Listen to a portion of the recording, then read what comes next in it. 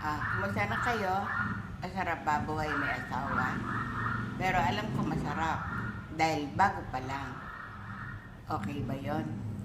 Kumusta naman si Janjan, si Julien, at saka si Jude? Alam ko, maganda para sa kanila kasi meron na silang bagong meron na silang bagong katubaan sa buhay. Saan ka titira? Saan kayo titira? Sa nanay mo, sa tatay, sa mama mo, o sa kanila? Hope, sana makasundo mo sila. Walang maging hassle. Hope din na sana maging maganda pagsasama nyo sa buhay. Okay ba yun? Sana maging prosperous kayo and you may grow, have a big family. Imagine kayo, ang lola, sa parte ng lola mo, marami kayo. 10 ba? 10. Marami kayo, di ba? Sana kayo dumami rin ng ganon. Ako, konti lang kami. Papa mo, tsaka si Ninang Gay. Nga pala, Ninang Gay mo ang Ninang ba sa kasal? Ninang na sa binyag, Ninang pa sa kasal. Mamahalin niyo Ninang mo.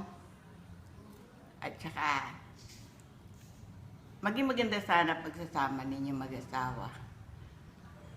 But lastly, sana, yun nga, magkaanak kayo ng isang damok-mok. Ano pa ba sasabihin ko sa inyo? Basta stay put, lagi kayo magkakasundo. Kung meron kayong away, huwag ninyong pababayaan ang problema matapos sa loob na isang araw. If possible, tapusin nyo ng madali na nagkakasundo para maging happy ending kayo lagi. Ikaw, anong pangalan ito? Ikaw, Joseph. Kilala ko ang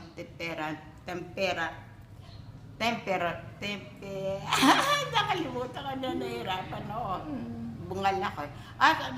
Nung minsan nadaan kami sa lola mo, pero sinilip ko lang. Kasi napunta ako kay Ate Lerma. Andun ako nagparaan ng maghapon. Andun ako kay Lerma. Tabaan niya. Sabi ko nga, mag-aasawa ka na eh. Ano daw? Pilipino raw ba? Oo, sabi ko Pilipino. Pilipina rin. Saan nga pala nakatira asawa mo? Saan ba nakatira? Leeds. Leeds? Leeds. Leeds? Leeds. L-E-E-D-S. L-E-E-D-S. Oo. Kung doon kayo titira, matuto ka sana makasama sa kanila.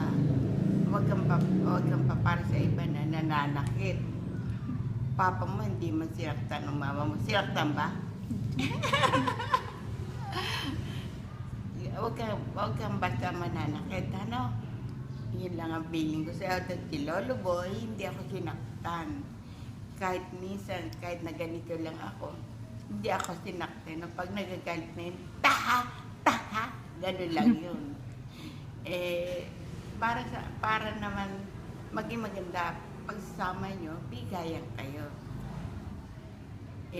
Huwag kayong nag-aaway kasi walang kwenta yun. Hindi maganda yung away ng away. Mag-usap kayo, the best thing. Pag natapos yung usapan nyo, bati na kayo nun. Meron nang gagawin nun, di ba? So, ganun lang ang buhay. Ngayon, eto nga, since malapit na ang kasal nyo, October 8? November 8. November? November ba? Hindi ba December? Hindi ba November? November. Sa papasok ng buwan, November 8. Naging blissful lahat ang mangyayari sa inyo. Hanggang dito na lang. Ako ang ina mo. Ako ang ina mo. Sige, thank you. Love you. Love you. Bye-bye. Yeah, marami na ako nasabi.